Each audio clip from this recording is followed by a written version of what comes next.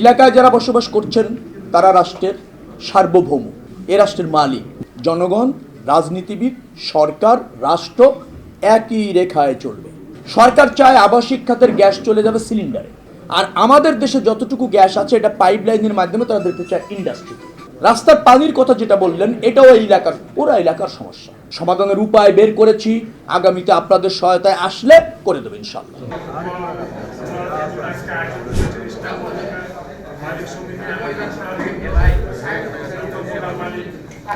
আপনারা যখন এখানে স্থানীয় বাসিন্দা আছেন এবং এই মার্কেটে যারা আছেন তারা সম্মানিত নাগরিক। মার্কেটে যারা আছেন তারা রাষ্ট্রের অর্থনীতিকে বিনির্মাণ করছেন।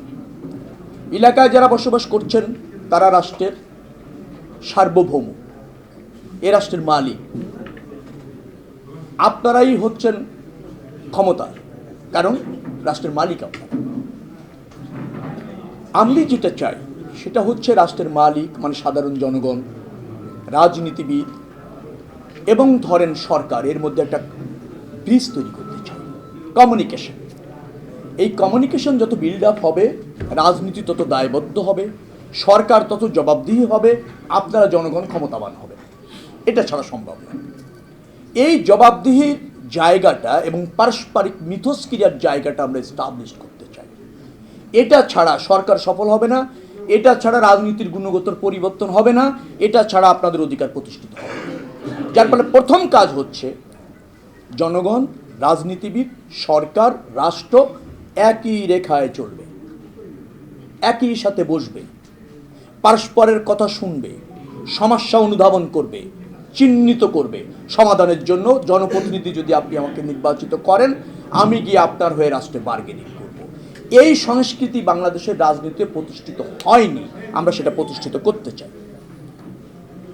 এটা হচ্ছে আমার মূল কাজ। সমস্যার কথা বললেন, সমস্যা চিহ্নিত। আমি এই এলাকারই ছেলে, আমিও জানি আপনার সমস্যা কি। আপনার যা সমস্যা তা আমারও সমস্যা। আপনার গ্যাস থাকে না, আমারও গ্যাস নাই। আপনার এলাকায় যখন পানিতে ডুবে যায়, আমার এলাকাও পানিতে ডুবে যায়। সমাধান কোথায়? এটা সমাধান করার জন্য আমি তিতাস কর্তৃপক্ষের কাছে গিয়েছিলাম।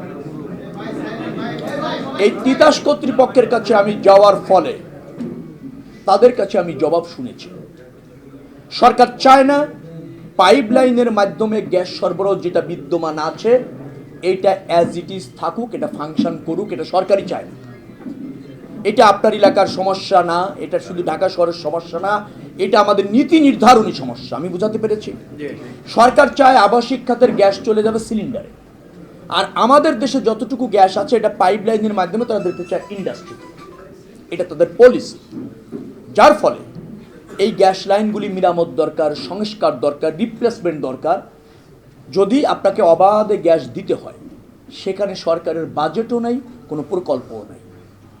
অর্থাৎ আপনার লাইন জরাজীর্ণ, আমার লাইন জরাজীর্ণ, ভেঙে পড়েছে, গ্যাস ওখান থেকে অবারিতভাবে যেতে পারে না। এর জন্য যে কর্মসূচি এবং প্রকল্পগুলি নেওয়া দরকার, সেখানে সরকারের কোনো বাজেটও নাই, মনোযোগও নাই। যার ফলে তারা এই সমস্যার সমাধান রাতারাতি দিতে পারছে না। আমি 3 বার তিতাসে গিয়েছি।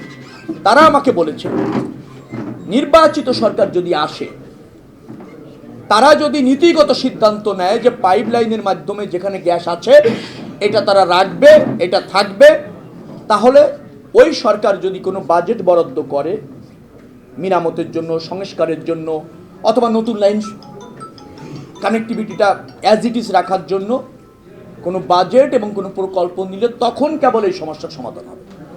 তার মানে আমাদের নির্বাচিত সরকার পর্যন্ত অপেক্ষা করতে হচ্ছে।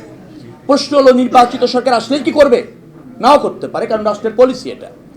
আমি যদি আপনাদের প্রতিনিধি হই, আমি যে চেষ্টাটা করব, আমার দল যদি সরকার গঠন করে, আমি সরকারকে বোঝাতে সক্ষম হব যে পাইপলাইনে যে সমস্ত গ্যাসগুলি বাসাবাড়িতে আছে এটা যাতে অব্যাহত থাকে, তারা যাতে গ্যাস পায়, এই পরিকল্পনাটা আপনারা নেন, তার জন্য অর্থ বরাদ্দ করেন, প্রকল্প প্রণয়ন করেন, বাস্তবায়ন করেন, মানুষ যাতে অবাধে গ্যাস পায়, কারণ তারা টাকা দেয়।